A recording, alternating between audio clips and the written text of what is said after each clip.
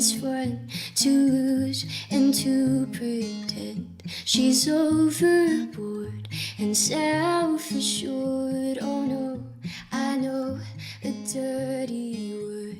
Hello, hello, hello. Are we all ready? Time for the least showbiz thing you've ever seen in your life.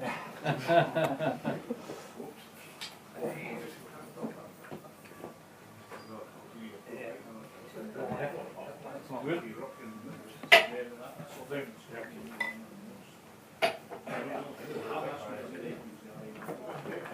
Oops. That doesn't help. This isn't part of it, I should explain. Here we go. Ladies and gentlemen, please welcome to the stage, or the bit of floor, Glenn Doncaster. Yay. Good afternoon, ladies and gentlemen. How are you all? Good. Yeah, good. Pleasure to be here in this wonderful venue with all you lovely, lovely people. Thank you so much for coming, so many of you as well. It hasn't been the case earlier this week, so thank you so many of you for coming. Are you enjoying the Fringe? First show? Yeah. Oh, this is your first show of the Fringe? Yeah, it is. Oh, right, gosh. That's pressure. I hope to give you a good first impression of the Fringe. You know, I have a bit of experience. I've been 2 years I've been doing the Fringe now, and this is my first ever full-length, full-hour show. Last year's show was a bit short, or to just kind of get in my foot. But in India, it's going all right. Like I said, good to build up a bit of experience under the belt. It's 3 years now since I first stepped on stage with a mic in my hand. I imagine doing this for the first time is a bit like losing your virginity. Obviously, I don't know. Because, as it turns out, having the body of Johnny Vegas and the body hair quantities of a badly shaved bear isn't appealing to members of the opposite sex, as it turns out.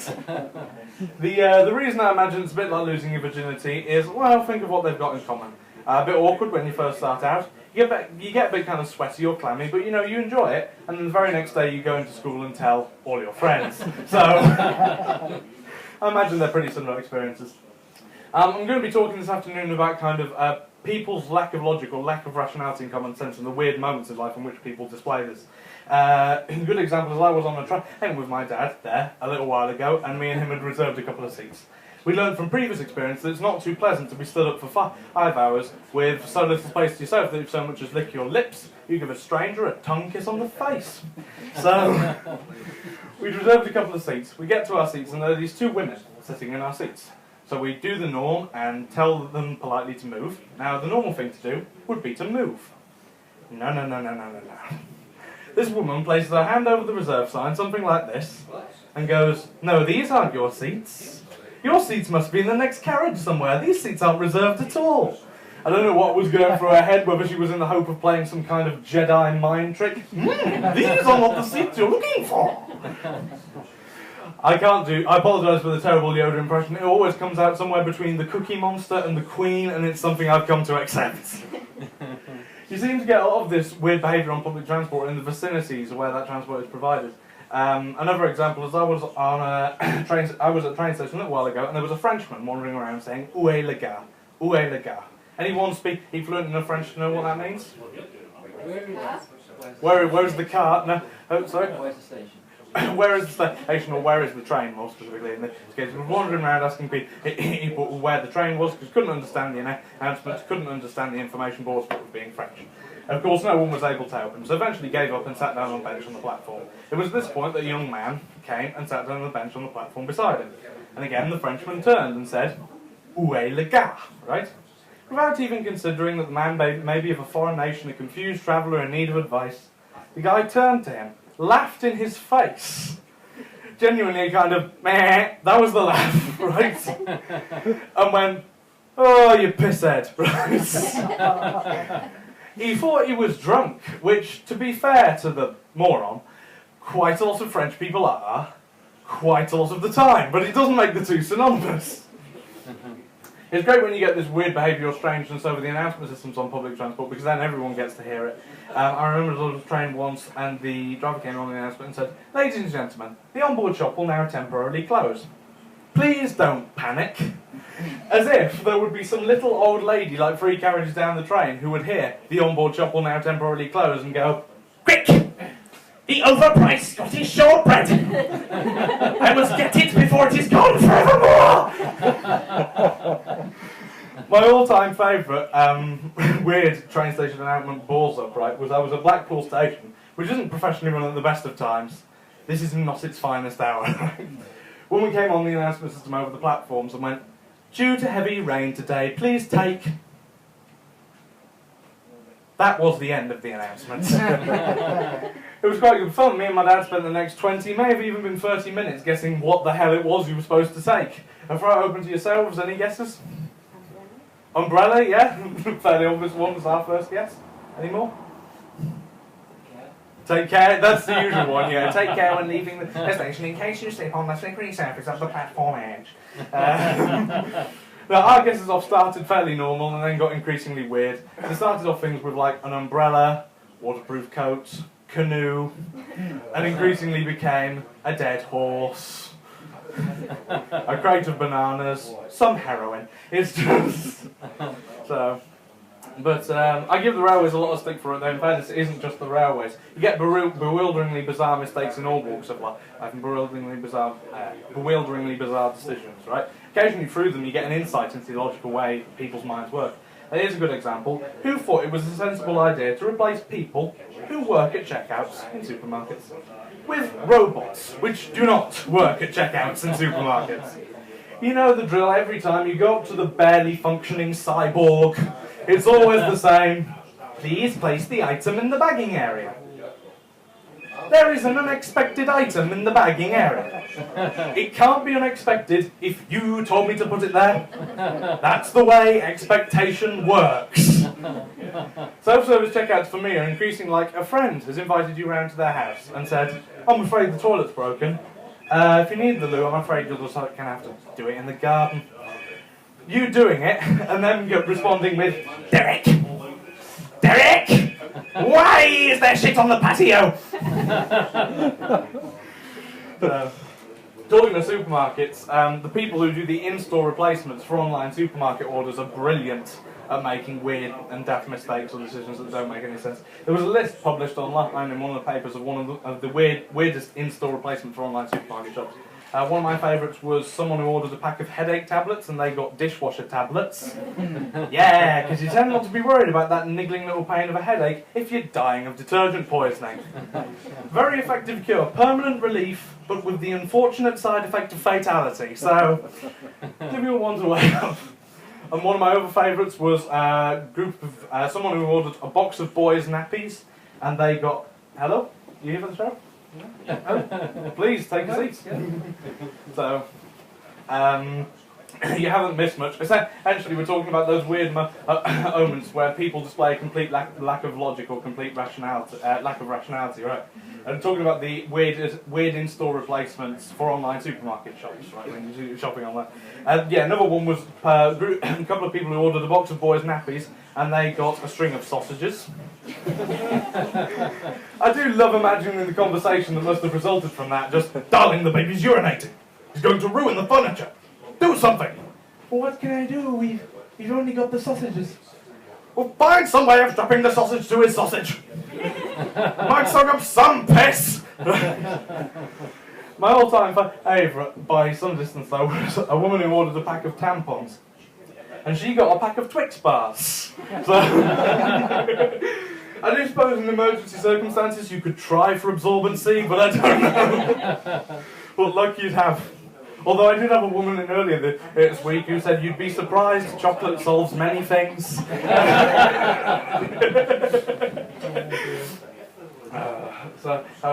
It's you know, you see it all over the place, though, these strange or weird stuff that doesn't make any sense. And to see it online, gosh, online is practically an encyclopedia these days of stuff that doesn't work properly or doesn't make sense. I remember when I was in sixth form, we were shown a history documentary on YouTube on Joseph Stalin's industrialization in Russia. And we had the subtitles on the documentary, which had not been written by the person who put on the documentary. They had been written by YouTube's Linguatronic system. I don't know if any of you are familiar with YouTube's Linguatronic system. It doesn't work. It tries to write the subtitles based on the audio and recognise what's being said, right? There are a dozen subtitle mistakes, but I'll just point out my two favourites. It came to a part in the documentary where the narrator said, Stalin wanted to create an industrially focalised society. Do you know what subtitle said? Stalin wanted to create an iPhone society. Very advanced old Joseph wanting to base it in... Oh, you here for the show? I'm sure. Yeah. Take a seat. So, so, this is the fullest I've ever had it. Well done. Yeah, you haven't missed much. You should pick it up, right? But yeah. He has very advanced old Stalin, basing his entire society on a phone that did not yet exist. My favourite subtitle malfunction in the whole of the history documentary on YouTube was when a quote from Stalin was read out in a Russian accent. And the quote was, "We must put all our efforts into turning Russia into a country of socialist brotherhood." And the subtitles read, "We must put all our efforts into turning Russia into a country of baked goods." I can't tell you how much that image delights me. Just the idea there would be an entire Kremlin built of Greg's gingerbread men, it would be a wondrous thing. It's not just the weird stuff you see around you that can be a source of hilarity in humour, it's the weird stuff of people say as well that can be brilliant for it, right? No word of a lie, it's absolutely true. Last summer I saw a good mate of mine have a full-on argument with a wasp. If you've never seen someone explain the concept of ownership to a wasp, and I'm guessing you haven't, it's quite humorous. He bought himself a piece of cake, right? Wasp starts circling around him, like the little buggers do, right? He walked to some total of about 15 feet, believing the wasp would be dissuaded by having to commute to the cake. This did not happen. So the end result was that he ended up pacing around in circles going, "No, you can't have this. This is my cake. I own this. I bought this with money. Right, piss off and get your own cake. Mine! I bought it!" The best person I know, though, for saying and doing stuff that shows no logic and makes no sense whatsoever is my dad there, right? He is brilliant at it. Don't worry, he knows what is coming. I went to see the film Pride and Prejudice and Zombies with him last year, right? And after the film, we were chatting about it, and he said the phrase, and I quote, "Well, obviously, in the original film, I would imagine they used real people." To which I replied, "Well, yes, just as they did in the zombie remake. I'm not entirely sure if you're aware of this, Dad, but they weren't real zombies, they were people as well." They didn't go, "Right, we're making a zombie film. How can we get some of the undead to volunteer?" I know, we'll send one of the producers down the local graveyard with a copy of Thriller by Michael Jackson, the cassette player. That'll do it. He has a weird sense of priorities as well, my dad. I'll give you an example. I was staying in a hotel with him last year, and when we left, he forgot to pack his mobile phone. But he did remember to pack the free complimentary biscuits from the hotel trestle table. Where's the logic there? Forget the phone's gone. I have other phones, but those biscuits. You here for the show? Try and find a seat. There's a couple down here if you want them.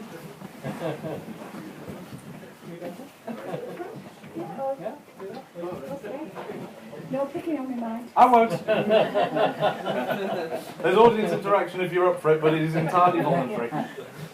So, I'll just go over briefly in the setup to this joke, so if everyone else doesn't mind, so get the best of it. And basically, talking about the weird stuff people say or do. I was saying my dad, who's sitting next to you there, has a very strange sense of priorities.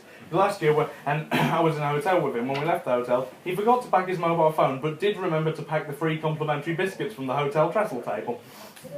So, I was just saying, where's the logic there? Forget the phone's gone. I have other phones. But those biscuits, they're premium bourbons.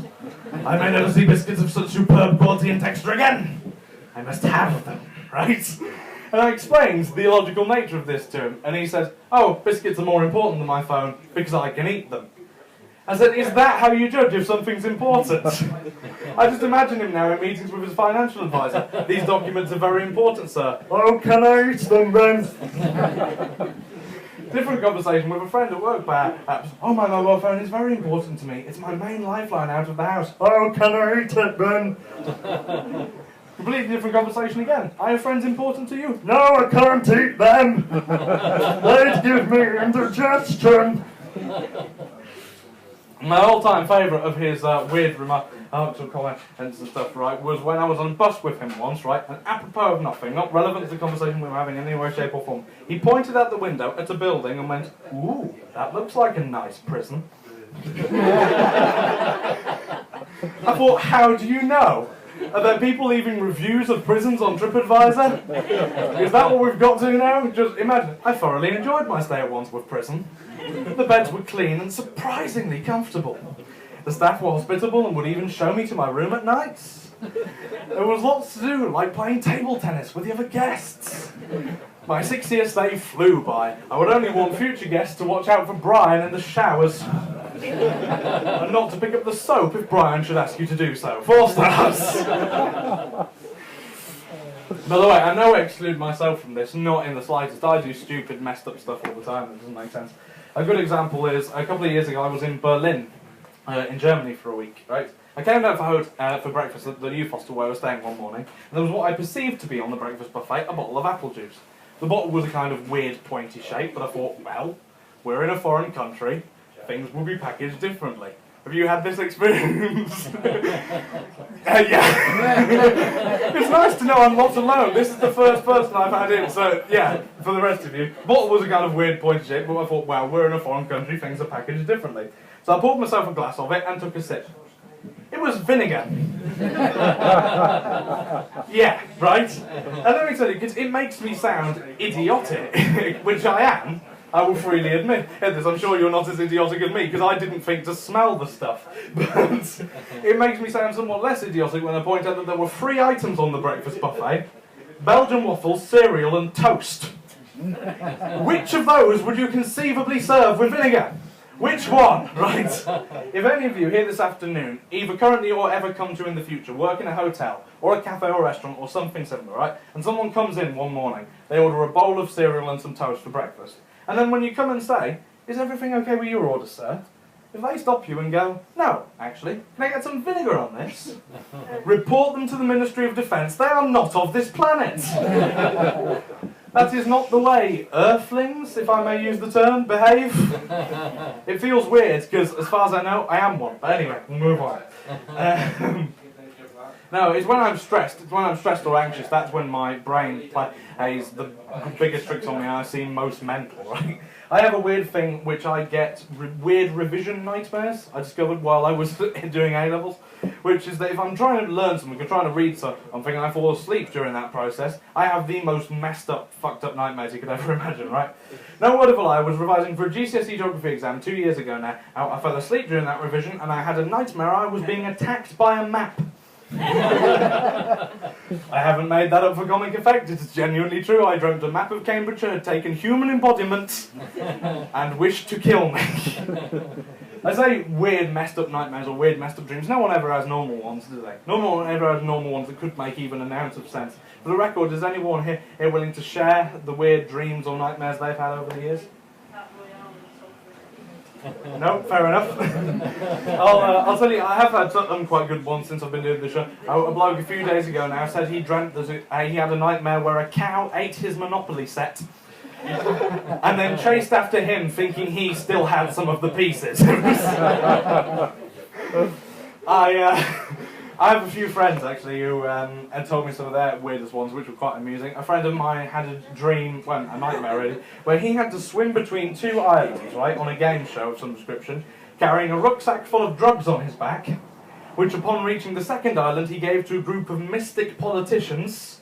It's almost satirical, this, I know.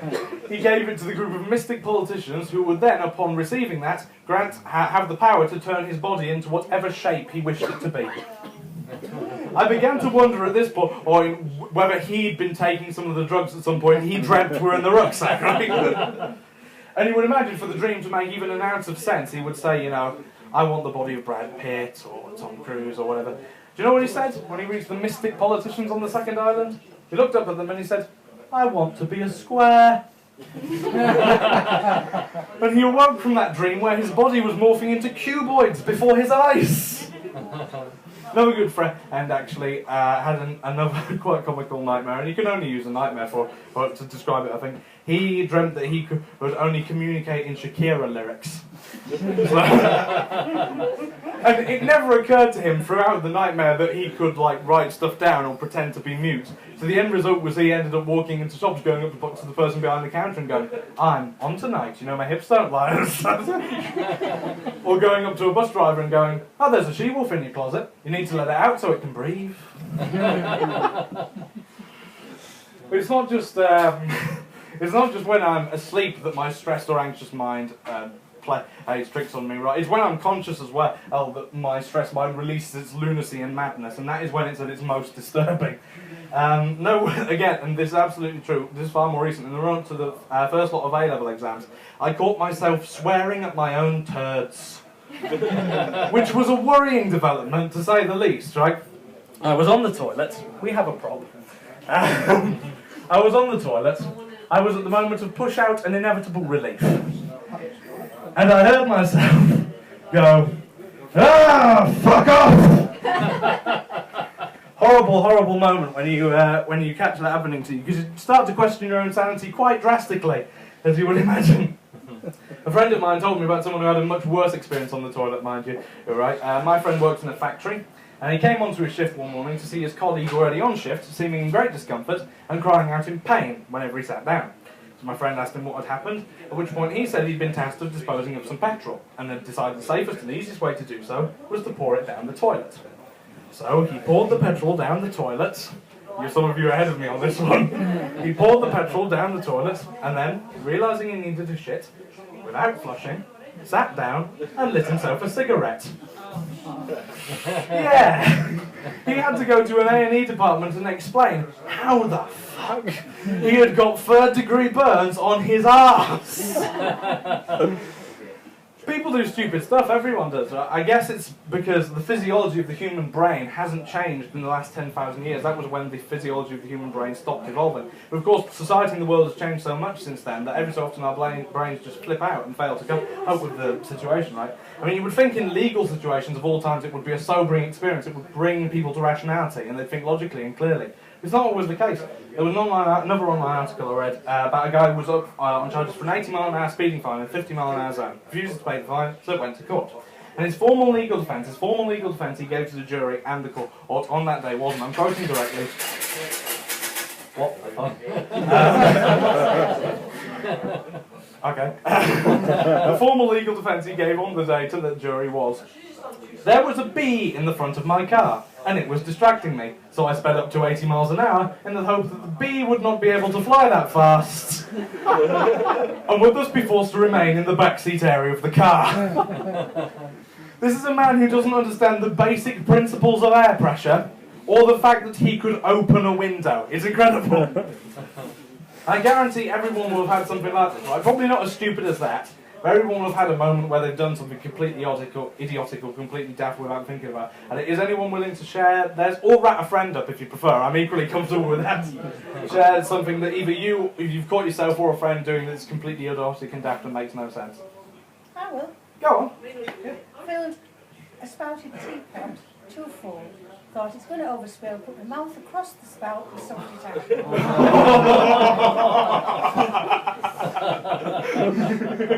I thought afterwards, how daft was that? Well, apart from all the expletives. Yeah. So, very good. But I know I have had some good examples over the course of the couple of shows I've done here. Last year I had a bloke say that 3 guys he knew, completely drunk out of their heads one night, were pissing about on Princes Street in central Edinburgh, right? And they were being a nuisance, you know, throwing empty beer cans around and shouting abuse at passers-by, that kind of stuff. Eventually, two police officers came over and said, right lads, you're breaching the peace, we're going to have to take your names and give you formal cautions. Now, of course, not wanting their names to be taken down, first guy looks at the police officer, looks over the street and goes, right, I'm Mark Spencer. He nudges the second bloke, who cottons off, and he goes, Hi, I'm John Lewis. Right? And the third bloke, by this stage, realises what they're doing, looks over the street and panics and goes, well, suppose that makes me Ann Summers. I had another incident of people doing idiotic stuff that makes no sense whatsoever. It's not as good as that, but it is still worth sharing. Local incident where I live. Right, I live in a small village in Cumbria, right, 4 miles away from any known civilization. Our total village amenities, and I'm not joking, are a phone box, a pub, and a church. We've got all priorities covered. So, right, nothing ever happens there until recently, when a thing happened. A community support officer knocked on my door and said, hello sir, sorry to bother you. We've had a report of 2 men selling fish suspiciously out the back of a van. We wondered if you knew anything about it, right? My first thought, how do you sell fish suspiciously? Well, they're doing it like a drug deal or something. Oh, hello, are you here for the show? Yeah. Right, this is going to be slightly problematic because we've run out of seats. There's stools in the middle, actually, yeah. Help yourself to a pew. So.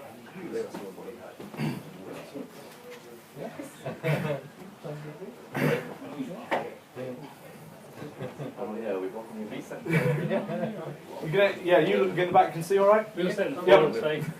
You sure? You sure? Yeah.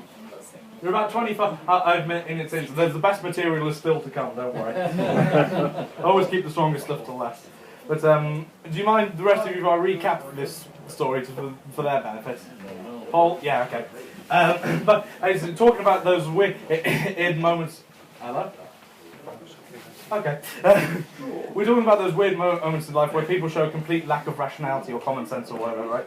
A little while ago, a community support officer knocked on my door and said, hello sir, sorry to bother you. We had a report of 2 men selling fish suspiciously out the back of a van. We wondered if you knew anything about it, right?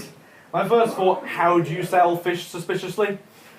Were they doing it like a drug deal or something? I couldn't help but imagine a man crouched in a bush going, oi, what do you want? Do you want haddock? Do you want cod? How about trout? I want 100% pure uncut place. What are you trying to sell me, rainbow fish? I don't take that shit, give it a place. That turned out slightly miserable state of affairs they were dog members, right? They were coming around people's houses when they weren't in to see if they had dogs, and if they did, they'd come back and nab them, right? Obviously what's happened is these 2 who have knocked on someone's door expecting them not to be in, they've answered it, and they've had to come up for an excuse for knocking pretty quickly. I imagine that exchange went something like, ding bong, hello? Ah, hello. Would you like to buy some... What wouldn't they want? What wouldn't they want? What wouldn't they want? What wouldn't they want? Fish! Would you like to buy some fish? Please say no, please say no, please say no, please say no. Oh, to have been there when someone said yes. Oh, to have been there. You could just imagine, bring them out of the house, lead them out of the back of the van, open up the double doors. Where are the fish? They've escaped, they've run away. We don't know where the fish are. Darren, did you leave the van open again? You did, didn't you, Darren? Ah, the fish have got out. Come back tomorrow, we'll have caught some more. So,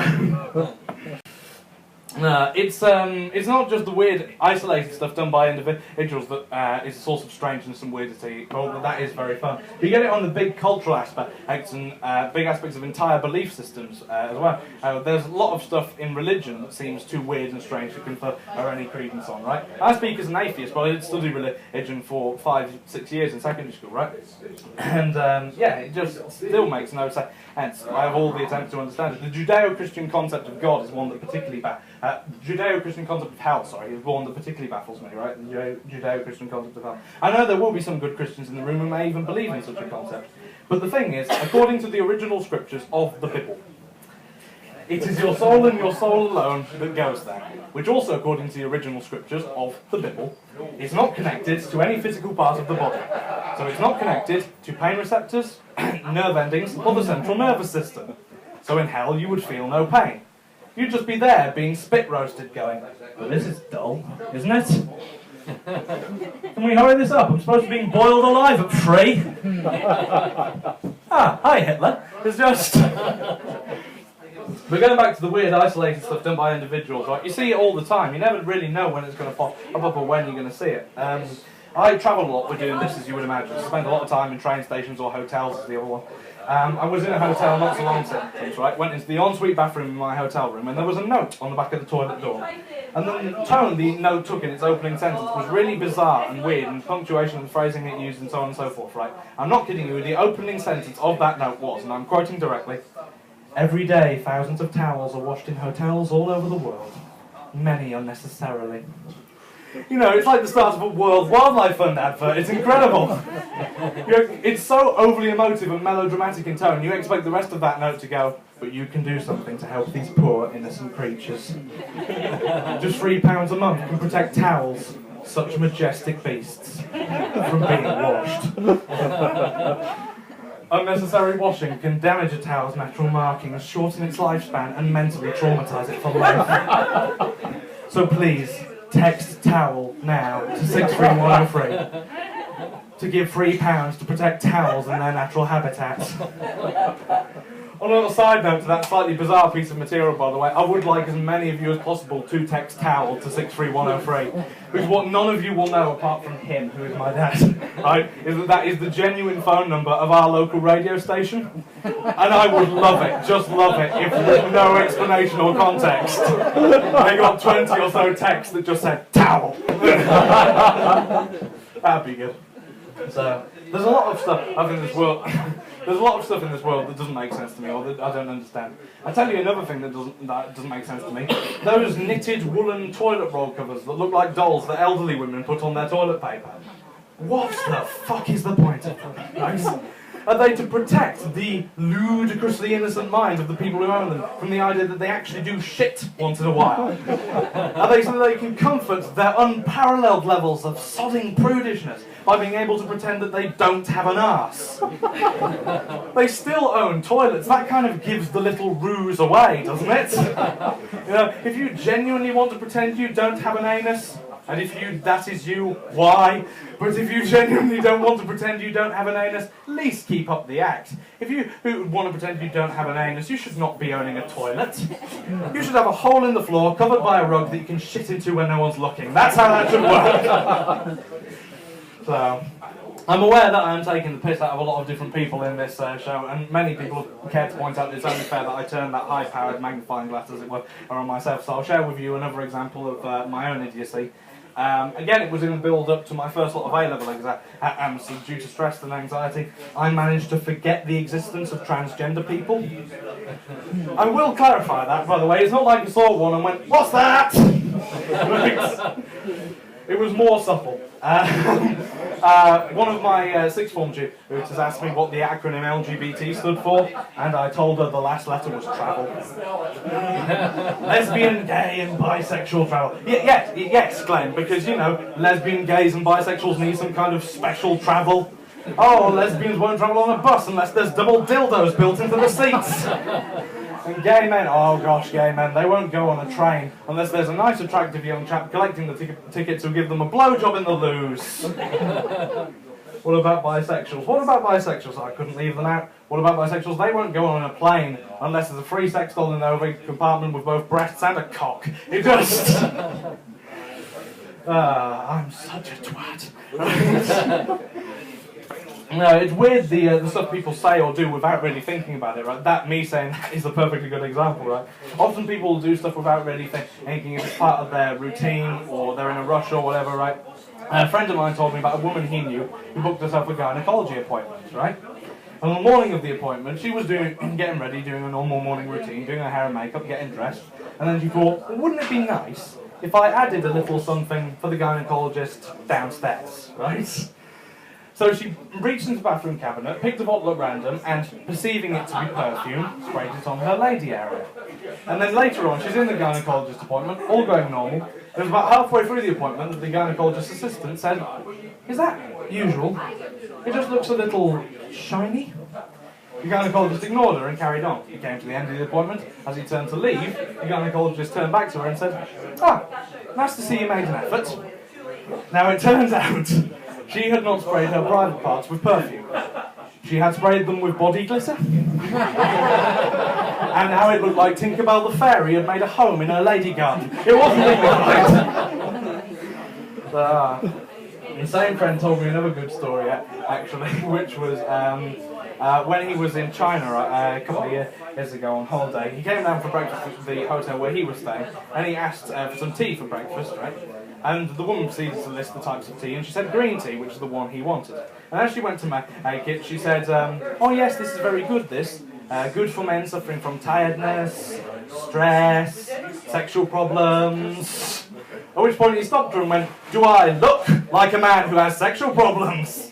This is alarming news. Another good story he told me, actually, it's better than that one, and that one is untested, so thank you for letting me know that it's shite. This is about a story he told me from when he was out in China, and there's something else bizarre happened to him, right? He received a flyer underneath his hotel door for a prostitute.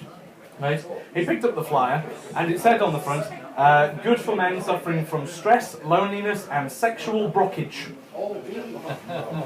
Your guess is as good as mine, right? And he was puzzled by it too, so he picked up the flyer and took it over to the phone by the bed, where his wife was sitting, and said to her, darling, do you mind if I ring this number? And she understandably went, yes, I bloody do mind. What's happened to our marriage? And he went, nothing, I just want to find out what sexual blockage is. It might be a terminal disease, and for all I know, I might have it. I think we have quite an immature attitude to sexuality and sexual stuff in the UK generally. Not that that's a bad thing, because Britain is one of the great homes of innuendo humour, through people like George Formby and his contemporaries, who most of you won't be old enough to remember, right? My dad is. You don't seem to see innuendo humour now much, because you can get so much through the censors, but it does flare up every so often, right? Like, I remember there was an online rumour circulating a little while ago, the DIY store B&Q, when the book 50 Shades of Grey came out, which you'll all remember, yes? Well, there was an online rumour circulating that the DIY store B&Q were going to make all their staff read copies of the book in preparation for, and I quote, expected rise in sales of cable ties and gaffer tape. It wasn't true. It wasn't true. I so wish it had been, though. As I wish it had been. In fact, not only do I wish B&Q had adopted that policy, but developed it further by, say, teaching all their staff to do the Kenneth Williams noise. Just so that when someone said, I'd like to buy some cable ties or gaffer tape, they could reply with the appropriate response. Excuse me, I'd like to buy some cable ties. The title of last year's show, which none of you will have seen again apart from him, came from a bizarre piece of innuendo humour. The title of last year's show was That One Grape in the Bunch That Never Got to Be a Grape, right? I can't really explain to you in any brief way how I came across that quote. Oh, hello. You're right there? Okay. It's hard to explain briefly how I came across that quote. The briefest way I could explain it to you was, it was a review of the penis of someone I used to know. Yeah, I need to explain that, right? I shouldn't use the word review. Review suggests there is Cock magazine, with this week's weirdest wank. There is no Cock magazine, right?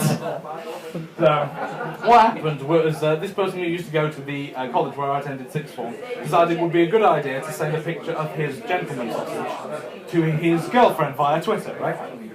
Except he forgot to send it as a direct message. So when he clicked post tweet, it went out to all his followers, which was some 50 people. And of course they all retweeted it as well, so it wasn't long before the entire year group had seen his shriveled cock. And of course everyone started commenting on his pathetic little man-piece. Yeah, I can talk in that department. It's that one grape in the bunch that never got to be a grape was one of the comments. Some of my other favourites included, I've seen bigger shit in a raisin box, and I've seen bigger junk on a shrew. Which is a potential title for future, as it turns out. I used to see a lot of this kind of humour when I was still in the full-time education system, because it's used by teenagers as kind of a rebellion while they're in full-time education to get one up on the teachers, right? A good example was a couple of years ago when Hurricane Rachel hit Cumbria, which is where I live. And it led to a spate of innuendo. Is someone's name Rachel? Yeah. So, I apologise for what I'm about to say. He knows the punchlines to this, so... right, Hurricane Rachel hit Cumbria, and it led to a spate of innuendo in people's social in the conversations people would have, because people will no longer say, "Oh, it's very windy," or "Oh, the wind's very strong." They'd go, "Oh, Rachel's blowing hard." Rachel's been blowing hard all day. Rachel made me all moist when I walked into school this morning. At one point, Rachel was blowing so hard it was hurting my face. It's just... Another good one I had was when we were in a GCSE physics class, right? Where we were given the task of stripping the plastic insulation off wire coils to make electromagnets using a pair of clippers or wire strippers. Many phrases made us laugh during this activity. Where are the strippers? Can I borrow the strippers? Do you need those strippers? No, I'd just like to watch what you're going to do with the strippers. What's done with the strippers? Those aren't the right strippers. Pop them back in the cupboard. It's my favourite, and again, some distance, was when I was in a chemistry lesson, however, right? And the chemistry teacher was explaining to us how in blast furnaces, when pig iron is formed, a layer of black iron oxide, known as slag, forms across the top of the pig iron, right? You can probably see where this is going. The chemistry teacher did not explain it to us like I've just explained it to you, ladies and gentlemen, now. What he said was, now what you've got to remember, class, is that the slag always goes on top. To the response of laughter, much like that, while he looked on confused. It was marvellous. Like I say, I think that you see so much of this humour in secondary education comes partly also from the fact of how sexualised teenagers' brains are, generally as a rule, right? Particularly teenage boys. My friend told me a story that illustrates perfectly how sexualised the minds of teenage boys are. He studied electronics at GCSE, and he came to the part of the course where they had to assess the potential and ethical uses for their electronic product. And he was left with the idiotic situation of having to assess the potential and ethical uses of bicycle brake lights. So, he turned to another good friend of ours at the time, who for narrative purposes, this doesn't get confusing, I'll call Tarquin. So, he turns to Tarquin and says, you know, now what are the potential and ethical uses of your products? Now, Tarquin was designing an electronic money box with a human face on the front and an opening and closing mouth for the slots. And my friend says, you know, what are the potential and ethical uses of your product? And Tarquin went, well, I do suppose the mouth could be used for dubious purposes. My friend turns back to him. Why have you created a blowjob machine? To which he replied, well, I didn't say that, and no one else has to use it that way. My friend turns back. Oh, I see. Oh, I see. Oh, you bastard. You've created an oral sex robot, a magnificent invention, and you won't share it with the world, will you? Keeping it all to yourself. Selfish little fucker. Right? It's interesting. We have had a culture in this country, I think, for as long as I can remember, certainly of trying to censor swearing and rude material from children, right? An act that seems to me completely pointless, but anyway, nevertheless, and it's generally left to parent responsibility now, which is kind of what it should be. You know, we do have some very flimsy measures put in place to try and censor such material from children, but they are very weak. You know, you go onto one of the registered iPlays, TV iPlays across this country, or any of them registered in this country, select a program that sometimes has rude or crude material in, and it'll say, please confirm you're at least age 15 or over. I put it to you, ladies and gentlemen, there is not one 14-year-old, or even 12-year-old, who reads that and goes, no?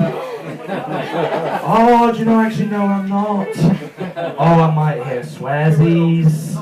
I better just go to bed. I do swear quite a lot, as it may have come across.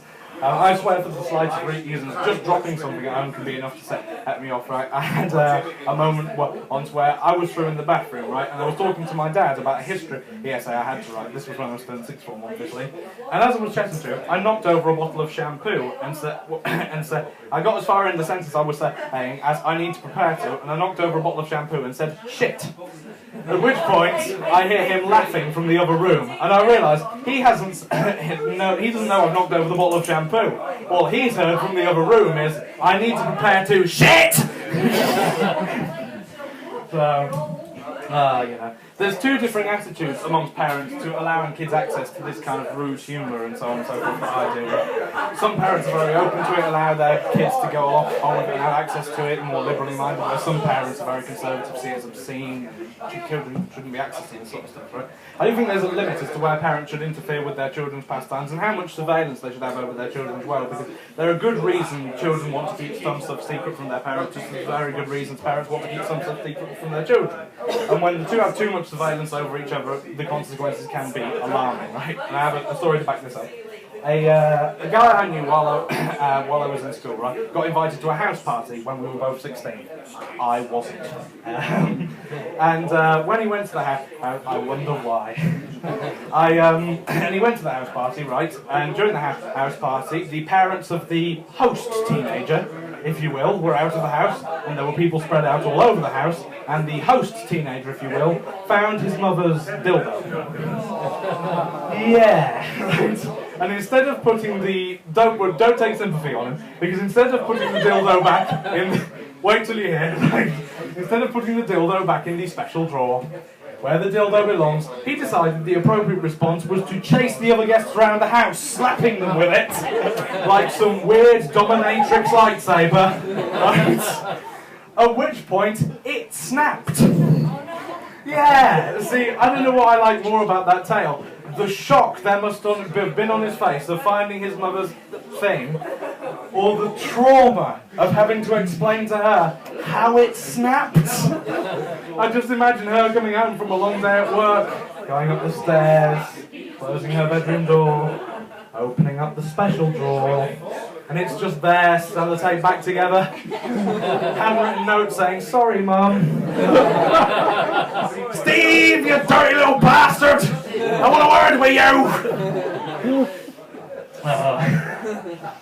Drinking is another thing parents want to control with their children, and I understand that because it can be dangerous in large quantities. You know, I do drink. I don't mind admitting that. Myself, I drink quite a bit. And as of turning 18, I recently started getting drunk for the first time, which is something of an experience.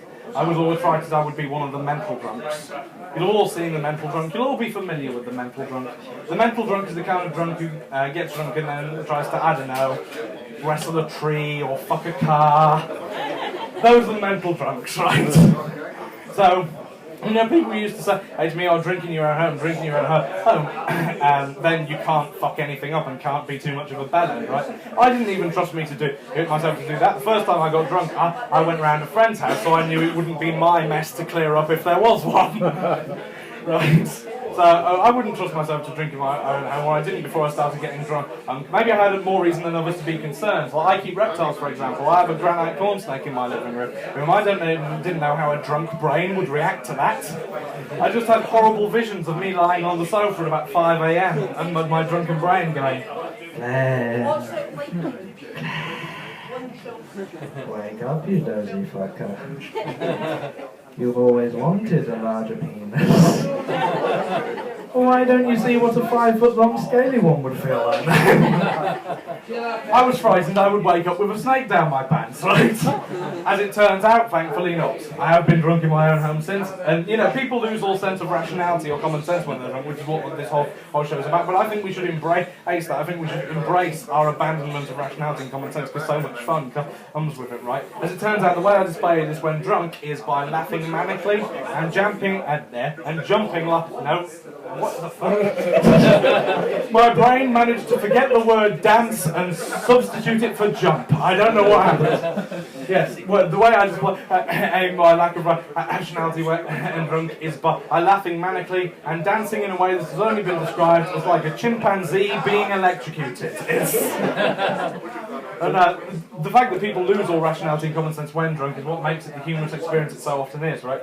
I was at the Edinburgh Festival last year, right? I was in a pub and a drunk bloke wanders up to me and asks me where the toilets are. So I tell him, they're through the door on the right and down the stairs. Not only does he walk past the door on the right, out of the pub, but he then turns left, right? I couldn't help but imagine him piss on the pavement, wandering into the charity shop next door and go, "Where's the bibbidi gone? What is the number here? Who are you?" Right? There are two things I do enjoy about being drunk, and I'll leave you with this, right? First is that drunk people can come out with a weird sense of wit, bizarrely, and humour that sober people just wouldn't. You wouldn't think it, but it's absolutely true. I genuinely believe it. Again, Edinburgh Fringe Festival last year, I was walking down Northbridge, and I stopped a drunk bloke and asked him the time. Didn't realise he was drunk, but it didn't take long to work it out. And he gave the best response I've ever heard to a question where the recipient of that question did not know the answer, right? I asked him, what's the time? And he said, a means by which two or more events are divided in a given period of existence. That is not an answer to the question, what's the time? What he's done there is define the phrase, the time, right? It was quite incredible. I had another good one, actually, far closer to home, right? I went round a mate of mine at Christmas. We decided to celebrate Christmas in that traditional manner of getting pissed off our tits. Wasn't long into the evening, we were both completely smashed, right? And, you know, as I was pouring myself what must have been in my 10 for 11th pint, I heard him say, "You have a beautiful face." And I looked up, expecting him either to be staring drunkenly at me, or staring at a character on whatever game he was playing on his plain Nintendo Box X station game, right? He was not staring at a human face. No. He was staring at a clock. This is a man who gets drunk and chats up timepieces. It's incredible. I'm going to take him to a watch shop one of these days drunk, and I'll have the time of my life. The other thing I do like about being drunk is that when you're drunk you act spontaneously. You don't care what other people think of you because you lose your inhibitions. So you act completely spontaneously. You go with what happens, and this can get yourself into situations sober people just wouldn't, and just have a more enjoyable night. This story won't seem relevant at first, but it'll link up. When I was about 12, my dad there took me to see Yogi Bear, the movie, at our local cinema, right? And when we went online to buy tickets for the film, we discovered that there was a midnight screening of the film for ages 18 and over only. Yeah, right? And when we went to the cinema a couple of weeks later, we asked, is it a bit of a special version of the film? Although looking back, I'm not sure what the hell that would have been. Just, hey, Yogi Bear, uncut. Hey, Yogi, what you doing there? Oh, hey, boo-boo, Boner Hedgehog, right? But I didn't do that in front of the cinema guy when I was 12. That was just for you. But he said, no, it's just the normal version. Which has led me to one possible conclusion over the years, right? Because there's about 30 bars on that street, and you know, people get so shit-faced that they actually have to shut the road off at 7:30 because the fuckers start chasing cars. That's why. That's how drunk people get. I reckon they put midnight screening of Yogi Bear 18 and over only at midnight, in full knowledge that when some of the bars kick out at 11:30, drunk people would wander down that street, eat and go, "Oh, come on! I want to see a bear in a hat! I want to see a bear still in the picnic, where he's wearing a hat!" And there's a park ranger who he doesn't like, and he takes the sandwiches away. So, that is a strange note on which to end the show, but it is the one I'm going to end it on regardless. Ladies and gentlemen, you've been a wonderful audience. Thank you so much for coming, so many of you. Hang on.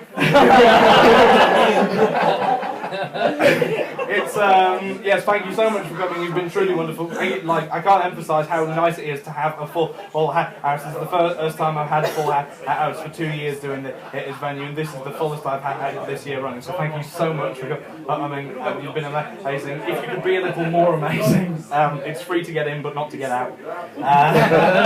No, genuinely anything you could spare, because this does cost a bloody fortune to put on with the empire of the mic and amp and equipment and so on, and the buying of the posters and flyers and so on and so forth. So yeah, I'd rather have to not scrape around in my savings to work out how to foot the bill for this. So that's the pathetic plea over. If you enjoyed the show, then thank you so much, and do tell other people about it. Word of mouth is a very powerful tool at the Fringe, so do tell other people about the show. If you liked it a lot, then follow me on Twitter, simply at Glenn Doncaster, and you'll find my stuff on YouTube as well. Search Glenn Doncaster stand-up comedy and so on and so forth.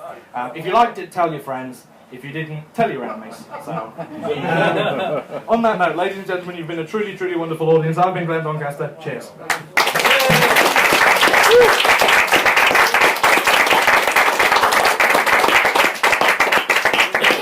And now I have to make the undignified re-entry to turn this off. There we are. With the lights out, it's less dangerous. Here we are now, and it's ain't us. I feel stupid and contagious. Here we are now, and it's ain't us. Yeah, yeah, yeah, yeah.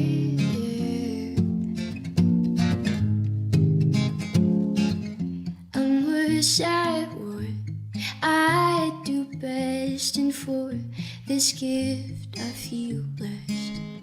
Our little group has always been